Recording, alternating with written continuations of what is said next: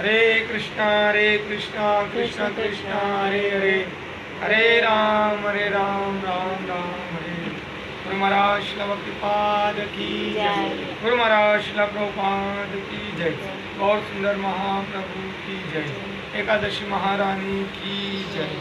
निताय गौर प्रभु। हरे कृष्णा।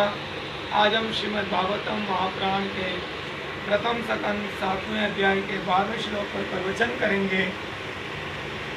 जैसा कि हमने पढ़ा था कि 11वें श्लोक पर श्रील व्यासदेव ने अपने बेटे सुखदेव गोस्वामी ना सिर्फ रूहानी ताकत से वो मालामाल थे, दिव्य शक्तियों से वो मालामाल थे, बल्कि वो भगवान के भक्तों को भी बहुत ही ज़्यादा प्यारे थे। इसलिए उन्होंने इस महान कहानी का, श्रीमद् भागवतम महापुराण का अध्ययन किया। आज के श्लोक में 12वें श्लोक में बताते हैं, परीक्षतो था राजस्य जन्म कर्म विलापनम संस्था च पांडव पुत्राणां भक्ष्ये कृष्ण कथोदयम्। अनुवाद। सूतदेव गोस्वामी ने सौनक ऋषियों की सरबराही में ऋषि मुनियों को खिताब किया। सूत गोस्वामी ने सौनक ऋषि की पूरी सभा के अंदर समस्त ऋषि मुनियों को अपना परिचय दिया। अब मैं भगवान श्री कृष्ण की दिव्य कथा और राज ऋषि महाराज परीक्षित के जन्म, सरगर्मियों और मुक्ति से मुतालिक मौजूद और महाराज पांडव के बेटों के जरिए घर संसार जिंदगी तर्क करने से मुतालिक कहानियाँ कहने जा रहा हूँ। सुत गोस्वामी कह रहे हैं, समस्त सौनक ऋषियों को, समस्त ऋषि मुनियों की सभा में अब वो बता रहे हैं कि मैं इस वक्त भगवान श्री कृष्ण के दिव्य जो कथाएं और राज ऋषि महाराज परीक्षित, देखें यहाँ पर महाराज परीक्षित को राज ऋषि करार दिया, जबकि ये राज ऋषि शब्द उनके दादाओं को भी नहीं मिला। वो भी राजा थे, लेकिन उनके भी को भी राज ऋषि का शब्द नहीं प्रयोग हुआ, लेकिन यहाँ पर उनके लिए राज ऋषि का शब्द प्रयोग हुआ। परीक्षित के जन्म की पूरी घटना चक्र और मुक्ति के मुतालिक जितने भी जो वाक़यात हुए और महाराज पांडव के जो बेटे 5 पांडव, युधिष्ठिर महाराज, भीम, अर्जुन, नकुल और सहदेव ने किस तरह से अपने राजपाट को त्याग किया और इस जिंदगी से किनारा कश होकर भगवान के धाम में जाने के लिए तैयारियां की। ये सारी जो कथाएं हैं, सूत गोस्वामी कह रहे हैं कि मैं विस्तार पूर्वक तफसील के साथ एक एक करके बताने जा रहा हूँ, क्योंकि सारे परिचय होने के बाद अब सूत गोस्वामी ये समस्त कथाओं को के मुतालिक इसलिए उन्होंने तफसीलन बताया कि मैं क्या क्या बताने जा रहा हूँ।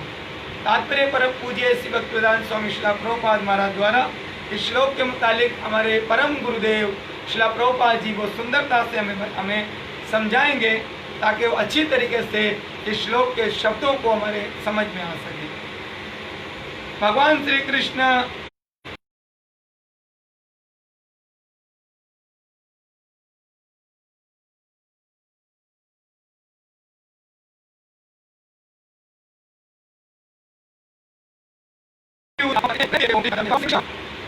हम जैसे पतित जीवों को उद्धार करने के लिए उन पर हेतु की कृपा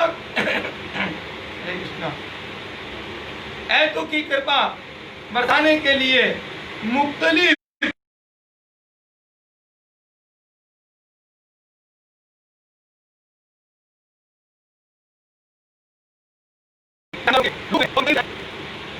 आप देख सकते हैं भगवान ने बहुत सारे, खाली इंसानों के बीच में ही नहीं, भगवान ने परिंदों के रूप में आए, मछलियों के रूप में आए, भगवान शेर के रूप में आए। किसी बता रहे कि वो भगवान मुख्तलिफ खुद आए, खुद अवतारे और उनके रोजमर्रा की जिंदगियों में उनके साथ रहे भगवान।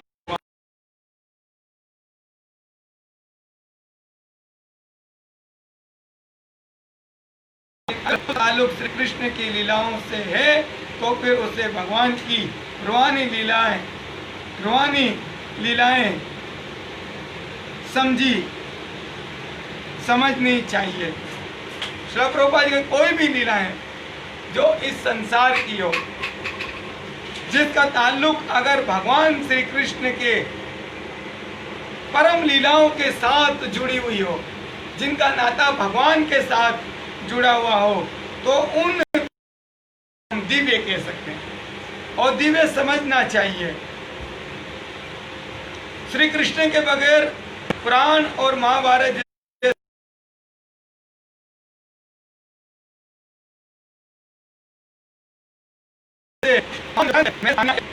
जितने भी जो पुराण हैं एवं महाभारत हो और भी बहुत सारे अगर शास्त्र ग्रंथ हो, अगर उनमें भगवान श्री कृष्ण को अलग कर दिया जाए तो वो महज एक हिस्ट्री बन जाती है, महज एक कहानी बन जाती है, जिसका उदाहरण हमें नारद मुनि ने बहुत सुंदरता से समझाया।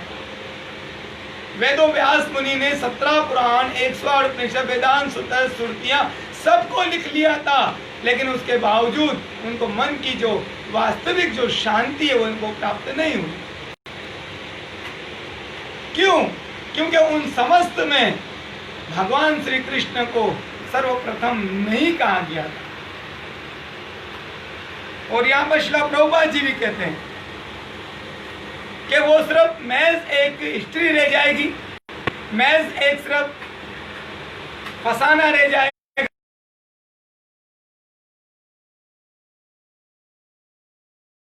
महज नहीं दे सकते हैं जिनमें हम पूर्ण तौर पर भगवान श्री कृष्ण को मान्यता ना देना।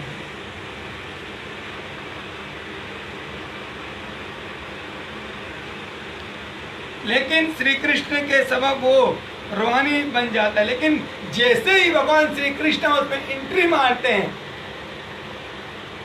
तो वो एक जो हिस्ट्री है वो एक शास्त्र बन जाता है। जैसे महाभारत एक हिस्ट्री है, दो भाइयों के एक ही परिवार के बीच में ना इत्तेफाकी की एक हिस्ट्री है, लेकिन जैसे ही भगवान श्री कृष्ण ने भगवत गीता का ज्ञान इसमें दे दिया तो ये महाभारत एक महापुराण के रूप में आ गया, एक महान शास्त्र के रूप में ये प्रकट हो गया। और उनको सुनते ही भगवान के रूहानी रूप से जुड़ जाते हैं। और जैसे ही भगवान जिसमें एंट्री मार देते हैं, भगवान का जिसमें समावेश हो जाता है, वो एक महान शास्त्र और दिव्य कथाओं के रूप में परिवर्तन हो जाता है। श्रीमद् भागवतम भी एक पुराण है, लेकिन इस पुराण की खासियत ये है कि इसमें श्री कृष्ण की लीलाएं ज़मीनी तारीख की हकीकत ना होकर मरकजी नुक्ता है। वास्तविक तौर पर हकीकत में भागवतम भी एक पुराण है, जिस तरह 17 पुराण है, लेकिन इन 17 पुराणों में भागवतम महापुराण को सबसे उत्तम करार क्यों दिया गया? क्योंकि इसमें भगवान श्री कृष्ण की जो दिव्य लीलाएं और जो उनकी जो तारीख है, उनकी हकीकत की मरकजी नुक्ता है। हकीकत में जो सही मानो है वो इसमें बयान किया गया है भगवान को। इसीलिए भगवान चैतन्य महाप्रभु ने श्रीमद् भागवतम को वेदाग पुराण कहा। इसलिए इस महापुराण को 17 पुराणों में सबसे ज्यादा फजीलत इसलिए हासिल है, महानता इसलिए हासिल है क्योंकि इसमें लेश मात्र भी आपको किसी भी किस्म की आपको मन की तुरपति नहीं मिलेगी, इंद्रियों की ख्वाहिशात को पूर्णता नहीं मिलेगी। इसमें अगर मिलेगा तो आपको कृष्ण प्रेम मिलेगा, अगर मिलेगा तो उन्नति का मार्ग मिलेगा, अगर इसमें मिलेगा तो भगवान से प्रेम किस तरह किया जाता है ये सिर्फ मिलेगा। दुनिया से प्रेम कैसा किया जाता कभी नहीं मिलेगा। दुनिया को किस तरह त्याग कर जाना है इस शास्त्र में मिलेगा। क्यों? क्योंकि इसका ताल्लुक परम पुरुष भगवान श्री कृष्ण से है, क्योंकि जिनका ताल्लुक भगवान से जो हो जाता है वो वस्तु भी अमर हो जाती है। कहा जाता है ओम पूर्णमदा, वो भगवान पूर्ण है।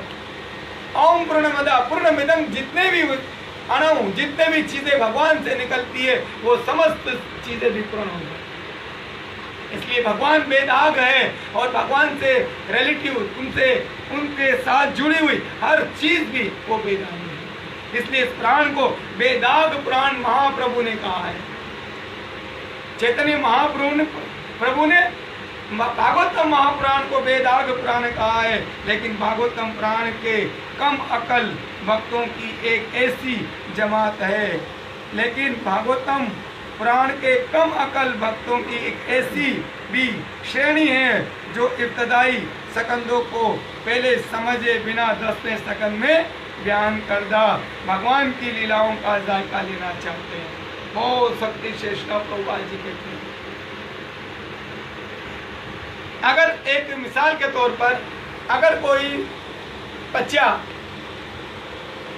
स्कूल में एडमिशन के लिए जाता है तो जो समझदार जो माँ बाप होते हैं वो क्या करते हैं, उस बच्चे को नर्सरी, केजी या KG1 या फर्स्ट क्लास में एडमिशन दिलाता है। श्रेणी को बहुत उत्तम करार देने वाले चाहने वाले भक्तों की भी एक श्रेणी है जो लोग पहले सकंद से नहीं सुनना चाहते हैं, पहले सकंद से नहीं सुनना चाहते हैं और डायरेक्टली 10वें सकंद में प्रवेश करना चाहते हैं, जिसमें भगवान की पूर्ण दिव्य लीलाएं भरी हुई हैं। बिल्कुल इसी तरह जिस तरह हम प्राइमरी, नर्सरी या KG1 या 1 क्लास से इब्तदा ना करते हुए मैट्रिक में जाकर 10 साल मजीद लगाएंगे, हमें कोई फायदा नहीं होगा। बिल्कुल इसी प्रकार अगर हम पहले सकंद से श्रवण नहीं करेंगे, 10वें सकंद में प्रवेश करेंगे, तो हम याद रखिए हम भगवान के दिव्य लीलाओं को श्रवण करने के बावजूद भी हम भगवान के भक्त बनने के बजाय हम माया में गिर जाएंगे। क्यों? क्योंकि ये पुराण जो है ये बगैर टीचर के आपने समझ में नहीं, बगैर उस्ताद के आप नहीं समझ सकते हो, बिना गुरु के आप इसको नहीं समझ सकते हो। इसलिए आपको चाहिए कि पहले सकंद से 9वें सकंद तक अच्छी तरीके से श्रवण करें, अपने गुरु से सीखें, गुरु भाइयों से सीखें, शिक्षा गुरुओं से सीखें, अपने गुरु परंपरा से सीखें। उसके बाद जब आप 10वें सकंद में प्रवेश करोगे, याद रखिए आपको इतना आनंद आएगा, इतना आनंद आएगा, आप उस आनंद का अनुमान भी नहीं लगा सकते। इसलिए श्री प्रभुपाद जी सख्ती से मना करते हैं अपने वक्त अपने शिष्यों को कि आप जब तक पहले सकंद से श्रवण नहीं करते हो, आपको 10वें सकंद को डायरेक्टली श्रवण करने की जरूरत नहीं है। हम भी देखते हैं बहुत सारे मायावादी और बहुत सारे नास्तिक लोग भी हैं जो भक्त नहीं हैं, लेकिन भगवान के लीलाओं को के ऊपर आरोप लगाते हैं, भगवान की लीलाओं को गलत तरीके से बयान करते हैं, अपनी व्याख्या से बयान करना चाहते हैं, क्योंकि उन्हें पता नहीं है कि वो उस परम पुरुष भगवान श्री कृष्ण की लीलाओं को बयान करने जा रहा है, जो कि बगैर गुरु के कभी भी आप नहीं बयान कर सकते। हम एक दुनिया के किसी भी पॉलिटिकल की बगैर हिस्ट्री पढ़े हम उनके बारे में नहीं बता सकते हैं, तो जरा सोचिए हम भगवान पार ब्रह्म परमेश्वर भगवान श्री कृष्ण के मुतालिक किस तरह बोल सकते हैं। जब तक उनको पूरी तरह से नहीं सुनेंगे, नहीं समझेंगे, नहीं पढ़ेंगे, तो किस तरह आप ध्यान कर सकते हो। इसीलिए आपको चाहिए कि पहले सकंद से लेकर 9वें सकंद तक अच्छी तरीके से श्रवण करें, उसके बाद इस 10वें सकंद में प्रवेश करने, फिर आप खुद भगवान श्री कृष्ण के महान भक्तों में आपका शुमार हो जाएगा और आप भगवान के उन दिव्य लीलाओं का और भी ज़्यादा आनंद का अनुभव करोगे। इसीलिए श्रील प्रभुपाद जी ने यहाँ पर 10वें सकंद के बारे में बताया। उनका ये गलत तासुर है कि अगर पहले सकंद भगवान श्री कृष्ण के मुतालिक नहीं रखते हैं, लिहाजा वो बेवकूफ़ी के सबब 10वें स्कंद को पढ़ते हैं। हरे कृष्णा। उनका ये श्रील प्रभुपाद जी कहते हैं बिल्कुल उनका माइंड जो है बिल्कुल गलत है। जो लोग ये समझते हैं कि दीगर सकंद जो है भागवतम के 12 सकंदों में एवं सिर्फ 10वां सकंद ही है जो भगवान श्री कृष्ण से रिलेटिव है, बाकी सकंद में भगवान श्री कृष्ण से कोई रिलेटिव, कोई ताल्लुक नहीं है। श्रील प्रभुपाद जी कहते हैं वो लोग गलत है, अपने आप को भगवान श्री कृष्ण के पहले सकंद से ही भगवान श्री कृष्ण से प्रेम करना आपको बताया गया। पहला शब्द से ही ओम नमो भगवते वासुदेवाय के शब्द से हम श्रीमद् भागवतम का आरंभ करते हैं, तो ये पहला शब्द ही भगवान श्री कृष्ण से शुरू हुआ। ये पहला शब्द ही भगवान श्री कृष्ण से शुरू हुआ है। इस तरह की कोई बात नहीं है कि बाकी सकंदों में भगवान के मुतालिक नहीं बताया गया है, लेकिन 10वां सकंद जो है वो रस है, वो इनका सार है, निचोड़ है। यहाँ पर पढ़ने वालों को खास तौर पर बताया जा रहा है कि श्रीमद् भागवतम के दीगर सकंद भी 10वें सकंद की तरह ही निहायत अहम है। श्रील प्रभुपाद जी कहते हैं हम उन तमाम भागवतम के वक्ताओं को ये बताना चाहते हैं, ये कहना चाहते हैं कि भागवतम का प्रत्येक एक सकंद, एक एक श्लोक ही 10वें सकंद के मानिंद उनके बराबर हैसियत रखता है और उसी तरह ही इनका एक एक शब्द अहमियत रखता है। पढ़ने वालों को चाहिए कि दीगर 9 सकंदों का मफहूम समझे बगैर वो 10वें सकंद के मौजू में दाखिल होने की कोशिश ना करें। वक्ताओं को चाहिए कि पहले 9 सकंदों को अच्छी तरह पढ़े बगैर, श्रील प्रभुपाद जी भी उन्हीं बातों को यही वहीं पर दोहराया जा रहा है कि पढ़े बगैर आपको 10वें सकंद में प्रवेश करने की इजाजत नहीं देते हैं श्रील प्रभुपाद। कम से कम श्रील प्रभुपाद जी हमारे समस्त वैष्णव संप्रदाय के इस्कॉन से रिलेटिव, भक्त समाज से रिलेटिव जितने भी जो भक्त लोग हैं उन तमाम को ये सख्ती से मना किया गया है, क्योंकि श्रील प्रभुपाद जी ने भी मना किया है। इसी प्रकार हमारे गुरुदेव श्री भक्तिपाद जी ने भी हमें ये आदेश के तौर पे कहा गया है कि जब तक आप 9 सकंद को अच्छी तरीके से ना सुन लो, ना समझ लो, ना पढ़ लो, तो 10वें सकंद में आपको प्रवेश करने की कोशिश भी नहीं करनी चाहिए। श्री कृष्ण और पांडवों जैसे उनके शुद्ध भक्त यक्षा सत्ता पर है। भगवान श्री कृष्ण के और पांडवों के जैसे और भी अनेक जो शुद्ध भक्त है वो सब भगवान के लिए एक ही समान है। भगवान श्री कृष्ण तमाम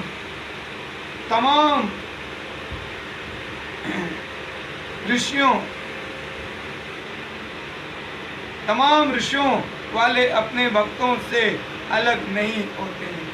किसी भी कैटेगरी के जो हो भक्त हो उन तमाम से भगवान अलग नहीं है, और पांडव जैसे भक्त भी श्री कृष्ण से अलग नहीं है। और बिल्कुल इसी प्रकार जिस तरह पांडव भगवान से कभी भी अलग नहीं थे, इसी प्रकार जो भगवान से प्रेम करते हैं भगवान कहते हैं वो भक्त भी मुझसे कभी भी अलग नहीं होते हैं। भक्त और भगवान अंदरूनी तौर पर जुड़े हुए हैं।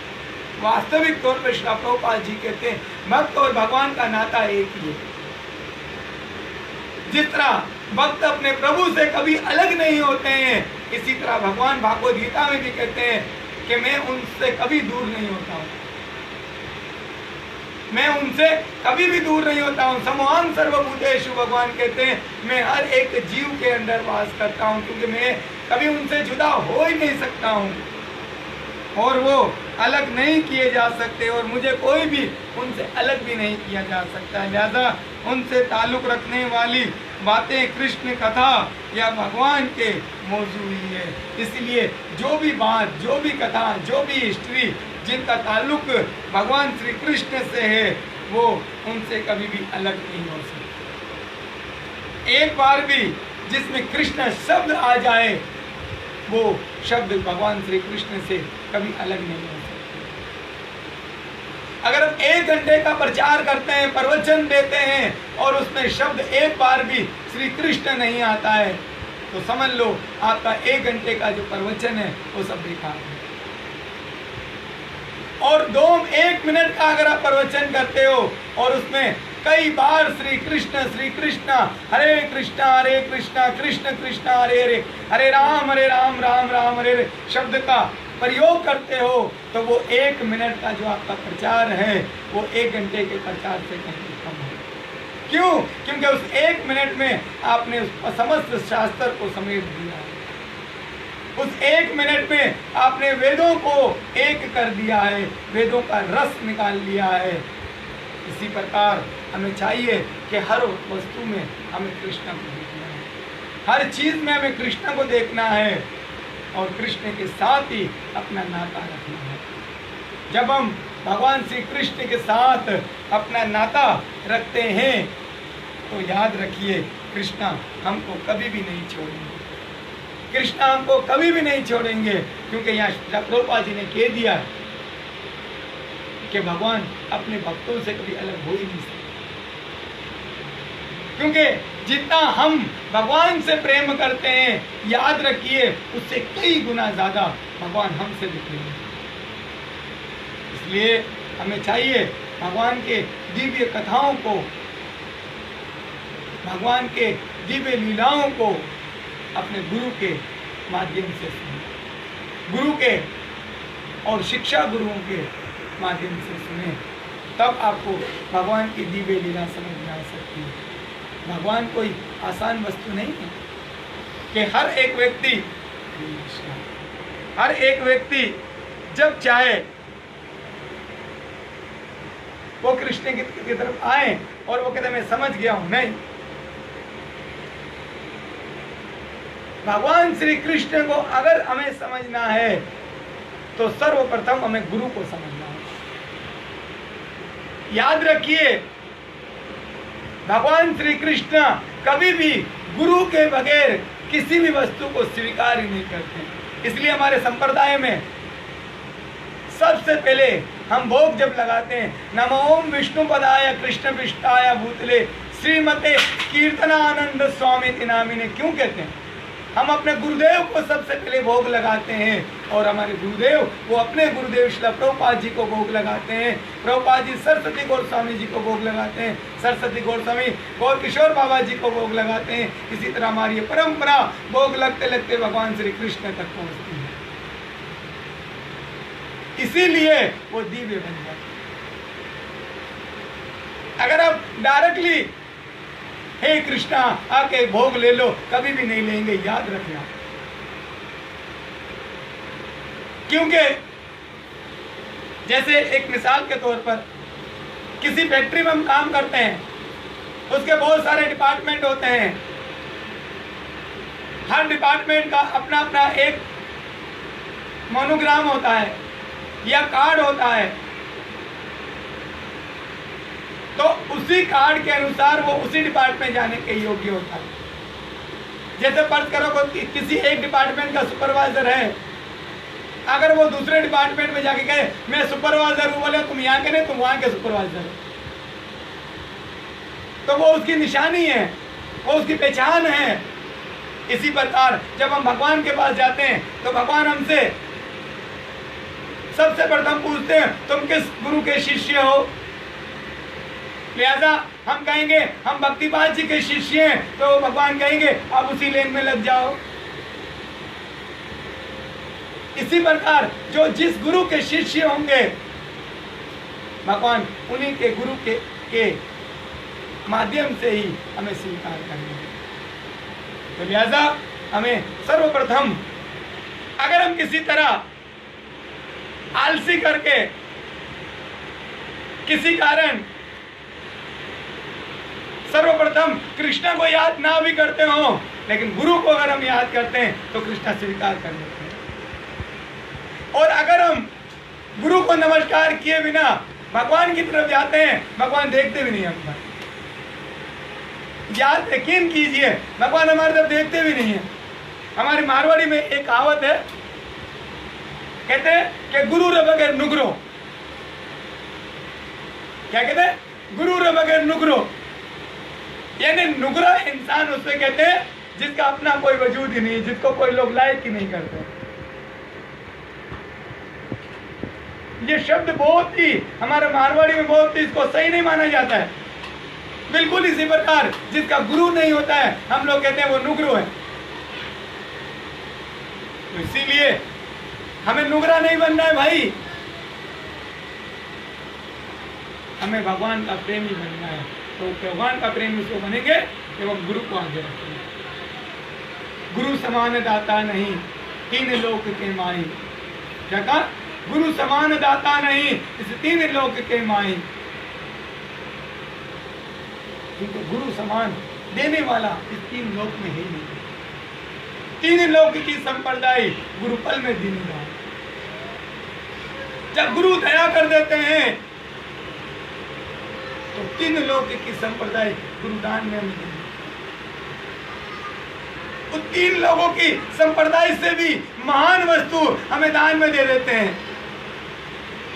और गुरु हमसे प्रेम करके बोलते हैं आ जाओ, मैं तुम्हें अपनी शरण में लेता हूं, और भगवान के दिव्य नाम का हमें दान दे देते हैं। बस हकीकत में क्या होता है, हमें गुरु को दान देना होता है, लेकिन यहाँ पर गुरु कहते ना नमो महावदानाय कृष्ण प्रेम प्रत्यार्थे। हम चैतन्य महाप्रभु को नमो महावदानाय, बहुत ज्यादा महावदानाय क्यों कहते हैं? क्योंकि ये कृष्ण ने अपना नाम तो स्वयं भी नहीं दिया था, जो कि चैतन्य महाप्रभु ने दिया। और हम कहते हैं हम चैतन्य महाप्रभु से भी अपने गुरु को और ज्यादा महावदानाय कहते हैं, जिन्होंने हम जैसे पतित पाकिस्तानी जीवों पर भी पाकिस्तान में आकर भी हरे कृष्णा कृष्ण कृष्ण हरे हरे, हरे राम राम राम हरे, इस महामंत्र का महावदानाय दान दे दिया। हम पाकिस्तानी भक्तों पर भी हमारे गुरुदेव शिला भक्तिपाद महाराज ने प्रभुपाद महाराज की आज्ञा से ये महावदानाय समस्त जीवों को दान दे दिया। उन्होंने नहीं देखा कि ये किस जात का है, किस कौम का है, किस पंथ का है। उन्होंने सबों को एक ही समान, जिस तरह शास्त्र कहते हैं, जिस तरह भगवान ने नहीं कहा है कि मैं सिर्फ एक मखसूस लोगों का पिता हूँ। भगवान ने भगवद गीता में कहा है पिता हमस्यो जगतो माता दाता, मैं समस्त ब्रह्मांड का माता पिता हूँ। इसी प्रकार हमारे गुरुदेव ने भी ये नहीं देखा कि ये किस जात पात पूछे ना कोई, हरि को बजे सो हरि का होए। उन्होंने सिर्फ और सिर्फ हरि नाम को अहमियत दिया, भगवान नाम को अहमियत दिया, हरे कृष्ण महामंत्र को अहमियत दिया। और हम पाकिस्तानी भक्तों के जीवन को भी कर्तार्थ किया। इसलिए आप भी उसी कर्तार्थता की बेड़ी में बैठ जाइए, उसी गुरुदेव के उस पावन बेड़ी में आप ही बैठ जाइए, और अपनी पाप रूपी नौका को भगवान नाम रूपी जल में इसको गिराकर इसको मुक्त कर दीजिए। और बड़ा सुंदर आज एकादशी का दिन है, बड़ा महान दिन है आज एकादशी का। ये पूर्व दिन होते हैं। आज के दिन हम आप समस्त लोगों को हाथ जोड़कर प्रार्थना करते हैं कि कम से कम अगर आप आज के दिन एकादशी नहीं रख सकते हो तो कम से कम अनाज का त्याग कीजिए, अनाज का त्याग कीजिए। आज के दिन अनाज खाना बहुत महान पाप है। कृपया करके अगर आप धर्म नहीं कमा सकते हो तो कम से कम पाप भी ना कमाओ। भगवान श्री कृष्ण की ऐसी कृपा होगी, यकीन कीजिए ऐसी कृपा होगी कि एक दिन ऐसे आएगा कि आप एकादशी रखे बगैर आपसे रहा नहीं जाएगा। हकीकत बात कहते हैं, एकादशी महारानी की ऐसी कृपा, ऐसी करुणा बरसेगी कि आप यकीन करें, याद रखोगे। मेरी माता जी की आयु 71 ईयर्स है। वो हमेशा एक एकादशी रखने के बाद अगली दूसरे तीसरे दिन ही पूछने लग जाएगी, बेटा बताओ एकादशी कब आ रही है, एकादशी कब आ रही है, क्योंकि उसके बगैर रह नहीं सकते हैं।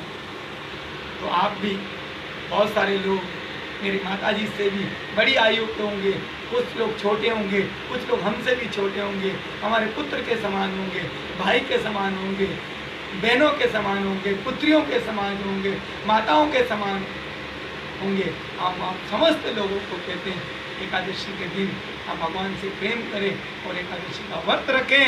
ये बहुत पुण्य देने वाला है, बहुत पुण्य देने वाला है। आप पुण्य के लालच से मत रखें, ये कृष्ण से प्रेम देने वाला है। इस उद्देश्य से इस एकादशी को रखें। अगर कृष्ण से मिलना है तो आपको एकादशी रखनी पड़ेगी। याद रखिए, जो व्यक्ति, जो भक्त एकादशी का व्रत नहीं रखते हैं, भगवान श्री कृष्ण उससे कभी भी प्रेम नहीं करते। इसलिए अगर भगवान श्री कृष्ण को खुश करना है तो एकादशी महारानी को लाजमी आपको रखना होगा। हरे कृष्णा। आप भी बोलिए, समस्त लोगों को कहिए, मेरे साथ बोल के आप बोले, हरे कृष्णा हरे कृष्णा कृष्ण कृष्णा हरे हरे, हरे राम राम राम हरे हरे। गुरु महाराज श्रील भक्तिपाद की जय, गुरु महाराज श्रील प्रभुपाद की जय, गौर सुंदर महाप्रभु की जय, एकादशी महारानी की जय, निताय गौर ब्रह्म।